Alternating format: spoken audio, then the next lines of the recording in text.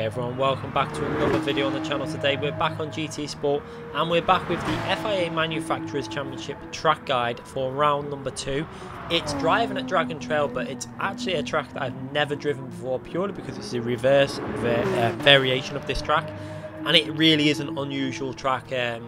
Obviously I think this track isn't really designed to be raced this way. It doesn't quite feel very natural. It's not a bad track to race, it just, I don't think it feels particularly natural. So I had to learn this last night, and I thought I wanted to get this track guide out for just this manufacturer one as soon as possible, and try and help people out, because I think there's going to be a lot of people that struggle with this one. It is really unusual, because obviously it's not really on daily races very often. It's not really a track that many people use, because the other way round works better. I'm going to be brutally honest, I think the other way round is a better way to run this track. This way feels a little bit strange to me, but I still enjoyed it a little bit. But it took me quite a while to get used to it. It took me I was on it for about a good hour and a half last night, trying to work out the corners on the track. I could not get my head around some of these corners, and the chicane of death which we're used to is really tricky now. So I'm going to go through a track guide and manage to get an okay lap in. There is still at least 3-4 more attempts left in the lap, but I thought, why I've got an okay lap in, I'll get this out as a guide and try and help you out in terms of getting yourself a better lap. So obviously coming through the final chicane there, you want to get a nice strong exit to give yourself speed on this uphill section. This is a section where, for me, the Porsche is going to be a little bit weaker than other cars, but the Porsche is going to make that up over the rest of the lap. But up this section, the power cars are really going to gain quite a bit of time on this part. First braking zone, before the 100 board. You want to be braking quite a bit before. You see my brake has already gone in on the inputs there. Down into second gear, you see I take quite a late apex, but I should have really took a slightly later apex. I would have rather come from more of an angle where that arrow is there, and then came in wider and then got the power a little early. You see the Ghost slightly ahead there, but it wasn't a bad entry and exit from the corner, but it could have been a fraction better if I would have gone in slightly later and then widened the angle in a bit more. You see how the Ghost is pulling away because it's got better exit speed, but it wasn't terrible. Now into the real tricky section. This is all about just downshifting to 4th gear and trying to stay on the power. You see how I'm keeping 50% power on the accelerator inputs, and try and cut this off here.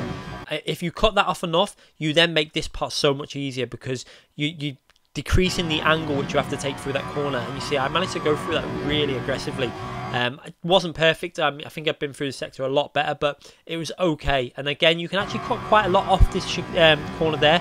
I decided to try and keep it fairly within the limits. You can cut a bit off that corner though and gain a bit of time, but for the sake of this video I wanted to keep it fairly within the limits. You see how the Ghost ahead was actually ahead by quite an amount at this point, so there was at least a 10th or 2 just on the first sector that I'm behind.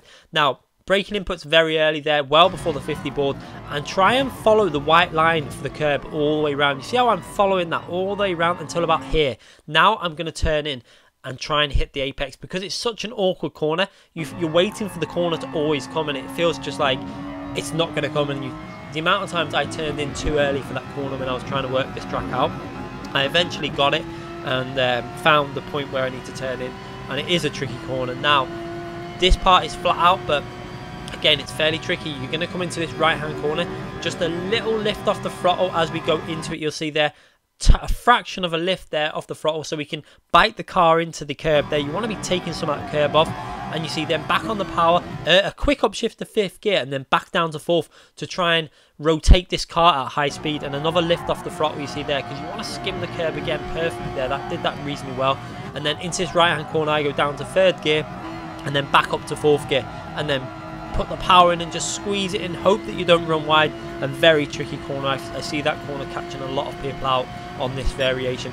Then into the next braking zone, pretty much as the curb starts on the right hand side is where your braking inputs are going to go in. I actually braked a fraction early. You'll see now I took a little bit early on the brakes and turned in a fraction early, because this track's still trying to warm up to it and getting used to it, but I would have rather have came from a wider angle there, because you see now it compromises my exit. I have to run wide onto the gravel a bit, bouncing over the curb, and actually lost quite a bit of time to the Ghost. I think the Ghost starts pulling it. Yeah, you see the Ghost has actually got ahead of me at that point, which, you know, it's not a massive amount, but it's these fractions of a 10th of a second here and there. It's really important. Then very early for the final chicane on the brakes, you see there just before the 50 board, it's a blind corner. You're going to turn in around now, and you see the curb just appears. You want to make sure you're turning in before that curb appears, because you want to be going over the curb on the entry. You see how I get that curb really well there, and then on the power, about now he's starting to put 50% power in, and you can take quite a bit of the curb off on the right hand side. I worked this out. You don't have to be really respectful. You can actually get on that curb and then get on the power all the way on the exit on the outside of the curb there and work your way up to the finishing line. So not a bad lap at this point. There is definitely 3 or 4 more attempts left in this lap. I think my potential after this lap went down to a 36.6, I think it was, and that wasn't even particularly great. I think there's at least a 36.4 or 5, but like I say, my first ever time on this track last night, so not too bad to go over the line on 36.9. I expect to be able to knock that down maybe a bit more today, maybe. Not too sure if I'll worry too much about time trial, because I think a lot of this is going to be more about race practice in terms of working out whether you're going to be a medium. I think the medium time might be able to no stop this race. It'll be interesting to see him work out. We'll have to test it out. I probably will be streaming later, so I'll do a lobby and I'll try and work some stuff out with this car there later on and see what different strategies I can run for the race. As you see, watching the lap now, you can see a few mistakes that I made. You'll see particularly the last corner where I run, the second to last corner where I run a little bit wide on that downhill braking zone because I turn in too early, and then it means I'm just hesitant before I get on the power. It's just a case of more practice, the better I should get at this track, and I don't think many people are going to be too up to speed on this track because it's not really a track that many people do. The other way round, I think, in my opinion, I think they should have kept it with the proper way round. I'm not a massive fan of the reverse tracks. I think we now have enough tracks on Gran Turismo to concentrate on the tracks that people know and like. I think this is just going to, I think, to be honest, I think they're asking for trouble. I think it's going to cause people to have penalties, make mistakes, crash into people. I think we should be really racing the tracks that we know. That's my opinion, but you know, it's still variety, I suppose, so it's just my personal opinion. I'm not a massive fan of this version of this track, as you see the car coming to the end up. Now what I'm going to do now is just show you, I quickly jumped on very late last night and did about 5 or 6 laps in the F1 car just to try and get used to it. Now this lap is with the default setup. I didn't know at the time that you could change the setup. I worked this out after this morning. I went on, checked TRL Org's lap, and I thought that lap looks so smooth, like he's running extra downforce. It looks like he's able to, and I noticed the top speed wasn't quite as much as mine, so I had a little look in the settings, and you can actually tune the car for this. So I mean, I think with a default setup I can get to a 27.5, something like that with the default setup, maybe a low 27, but I think with a setup I should be able to get into the 26s. But I've never done setups on GT Sport. I used to do a lot of, people who have followed my channel from a while ago, I used to do a lot of setups on project cars, Assetto Corsa and stuff like that, so I will try and see what I can work out with the game, but we've never done it. I've only got basically a night to do it, so I might have a play with it tonight in a practice lobby, and we'll try and work some stuff out. I feel like it needs more downforce for Suzuka, obviously the real fast first sector. This car is just so powerful, I don't think it'll suffer too much with extra downforce on, so I might try that out later in the lobby, and maybe also try and see if we can lower the car down a bit, give it a bit more stability through the corners. You can see the lap wasn't bad. It was pretty much my 5th or 6th lap doing it. You can see I went from a 29.2, which was the previous best lap. I think I gained half a second just on this one lap, so I was making big gains. I'm still not 100% sure if I'm going to race this. I do like the feel of this F1 car now. It's so much easier to drive. The grip, it kind of reminds me of driving the X1 on GT5. It's just so much grip now. You can just chuck it through the corners and get on the power. You still have to be a bit careful of that power. It can catch you out as we go over the line on 28.7. Like I say, I think I can get that down to a mid 27 if I really push that with the default setup.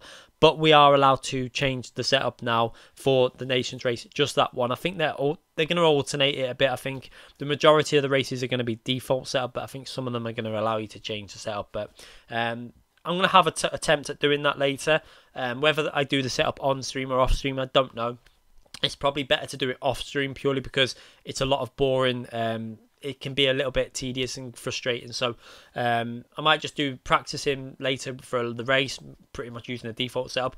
And then tomorrow, if I have a chance, I might do a setup for it. I might even end up just going into the race with a default setup. I'm not too sure yet. It just depends how much I can work out later on the game. Anyway, thanks again for watching this video. Make sure you leave it a like if you've enjoyed it. Make sure you also, I'll be doing streaming later today, hopefully, so check that out on the channel. It should be around 8 o'clock-ish, around that time. Might be a little bit after, but it should be around then at some point. Anyway, thanks again for watching, and we'll be back with more GT Sport content very soon. Thanks again for watching, everyone.